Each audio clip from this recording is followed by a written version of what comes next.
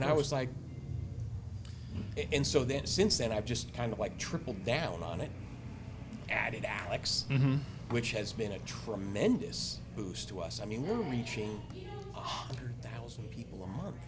Well, this industry's let it happen. I mean, Alex, you probably know this already, or at least did the calculations for it. Why would you be young and tech savvy and know all the social ins and outs and try to compete in a different industry that has another 10,000 people with their same skill set chasing the same thing, or being in tech, in sales, in a cubicle pit, dialing for dollars, trying to get into the C-suite with the decision makers. And I've told this to some of our marketing team. I go, guys, this is all white space. Now you can define yourself. You can carve out something that's new in an industry that is a little ancient. I mean, and little, I'm being generous. A little, yeah. And we have a ton to do still, and we all do. But I don't quite understand why we've let it happen. I think it's maybe just the physical nature of flooring. People walk all over it, so we just kind of overlook it. But it's a fashion, which we're not selling semiconductors. We have a visually appealing product that we can sell and market. That's an advantage over other products that still market better. Alex has done such a good job with creating, and I'll never forget when I sat down with Alex for the first time over Zoom. That's how I hired. I was like, here's what I'm trying to do. I had the fortune of having one of the project managers who worked for me for 3-4 years, Kevin Mine. One of his in-laws is Michael Clemons. Michael Clemons was the personal photographer for the guy that was the director of the movie Back to the Future. Great movie. So this guy has like experience, and now he's the head of photography and all this for the Oakland Raiders. Okay. Michael is. He shot my house. So when you look at our website, he's the one that did all those, and you can see it. It says "Seize the Day." I mean, just a phenomenal individual. But what I told Alex was, what I'm trying to accomplish here is everything that we do, I want an artistic bent to it. Because kind of like what you were saying, I think, and this is a good phrase that I'm stealing from other guys in the industry, but that is the fifth wall of the room. And it is the focal point, really, of the room. It creates the texture and the feel and the look. It helps with acoustic value. Everybody says that, carpet's on its way out and LVT and all the hard surface stuff, but it's like, you're not covering carpet with LVT or engineered or porcelain tile. No.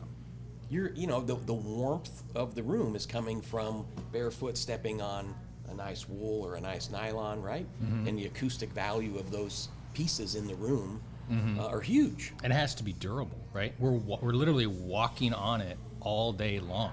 It takes the abuse. So you have, it's not just like wearing a jacket.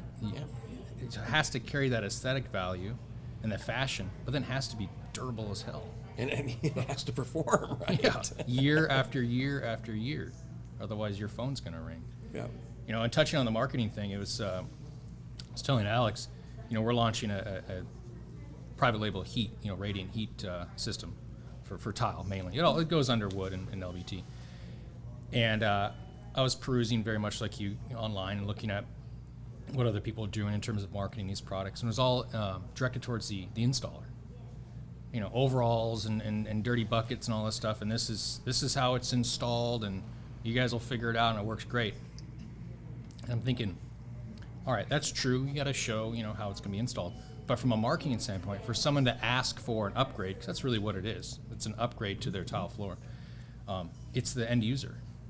So what we did is we purchased, some stock videos, and we're going to tell a story about why choose heat.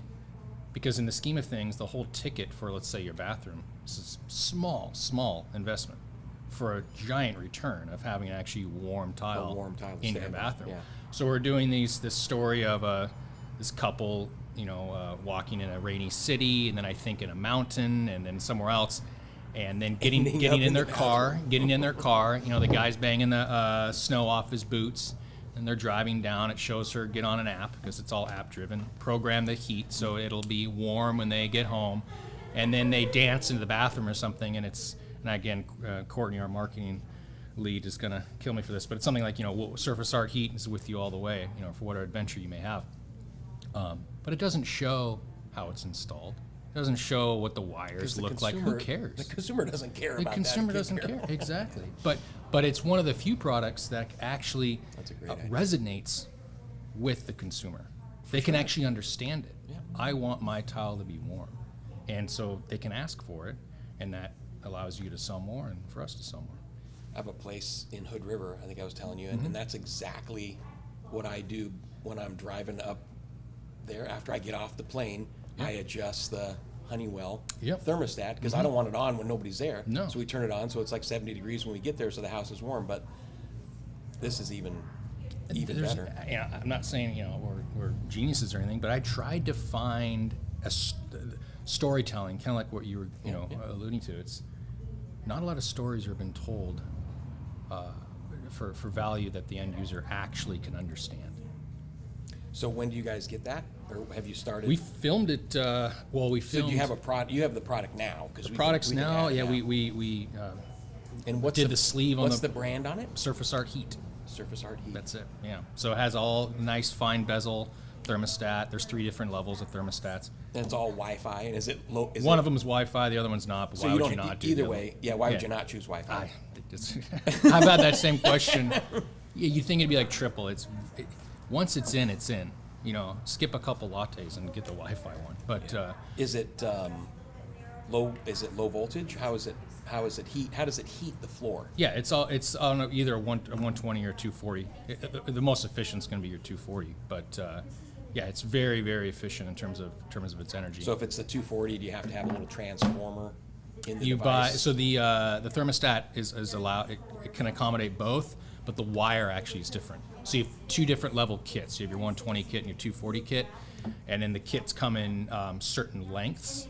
And that length then Determines the size of the is gauge wrapped of the around, wire and then you and can say, well, I want it to be denser. Denser would be more intense heat, right? yeah. And then you can spread out the wires if you want it more evenly dispersed. But That's perfect. It's a 'cause simple thing. This structural engineer that I was telling you about earlier, I got to show you that bolt. Oh, please, yeah. But his name is Harach Koyumjan, been a friend of mine for 30 years. He just called me Sunday asking about radiant heat for a floor that he wants us to help him do. So I need to get that product, Perfect. and I'll forward it on to him because he's going to be the type that dives into the detail, and he'll love the ability to do that. Yeah, they finished the filming yesterday. They did the film for the heat, and now it's all editing, which Alex, probably this takes longer than actually filming itself. And then they also filmed our fabrication side, so how the bull noses are made, how the mosaics are meshed, kind of like a cheddar video. Everyone loves it. It's very therapeutic to watch, chocolate being made or things like that. So very much in tune with that. Oh, that's awesome. Oh. So I know we already talked about this, but I think it's really good now that Alex is here and recording this stuff. Walk me through just really quick, if you would, your past, your kind of like your history. I mean, I think you had a super interesting journey to where you are today. Sure. I love the story about tearing out the page in the Sports Illustrated book. Yeah. Yeah. Gosh, how far back can I go? I will tell you a couple things that should illuminate where my dad comes from. So I was 15, summer after freshman year in high school. He was working for Queen Carpet. This was back when there was 100 carpet mills, and I thought I was going to have a summer off. Well, so he came in and said, I'm taking a sales trip to Alaska. I'm going to sell carpet so you can keep eating, and I expect you to have a job when I get back. So I said, okay. And I clip art, resume. I don't know what you have on your resume when you're 15, but I made up a few things. And cold called restaurants in Kirkland, Washington. There's a lot of great restaurants. I ended up getting one, bussing tables and learning a lot. And then when I graduated from high school, I saw he was starting this small distribution company called Surface Art. He also had a granite product that he called Benissimo. At that time, it's 2 separate corporations. And my first summer in undergrad, I was a warehouseman. So tried to pull orders the best I could when you're, 105 pounds, moving tile around. I drove a forklift into the showroom only once, so mark that one. And then I was at my friend's house looking through a Sports Illustrated and saw an advertisement for the Army. I said, sounds like a good deal. I need to pay for college. because why would Mike Stupfel pay for my school? Of course not. And so I did the tear sheet, filled it out, mailed it.